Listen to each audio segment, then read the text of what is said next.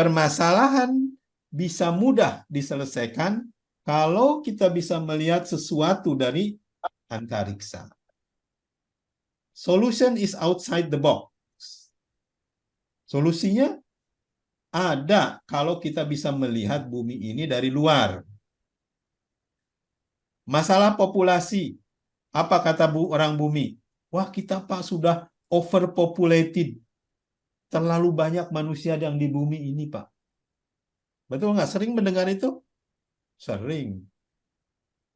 Hanya Elon Musk yang bilang, kita ini kebalikannya, manusianya terlalu sedikit. Kan mana yang satu bilang overpopulated? Elon Musk melihatnya dari luar. Oh, kalau kita mau ke Mars, oh, kalau kita mau ke bulan, oh, kita mau ke orbit, kurang jumlah manusia itu terlalu sedikit. Jadi masalah populasi adalah masalah bumi. Kalau kita melihatnya dari bumi, solusinya lihat dari antariksa. The past human exponential expansion were based on invention of agriculture and industry. Di bumi ini kemajuan ekonomi sekarang ini hanya berdasarkan agriculture dan industri. Hanya berdasarkan itu. Makanya ribut selalu kurang-kurang segala macam, tinggal terlalu banyak. Padahal future exponential economy ada di space. Di mana area unlimited, material unlimited, energi unlimited. Berarti cara pandangnya harus abundance, berkelimpahan. Sehingga melihat permasalahan yang ada di bumi, solusinya mudah dilihatnya. Inilah cara pandang yang diinginkan Tuhan sebenarnya. Bahwa kita melihat outside the box. Kalau bisa melihat dari bintang. Permasalahan yang ada di bumi. Nah, kita beruntung, saya merasa beruntung. Diberi kesempatan oleh Tuhan untuk melihat space is open for business.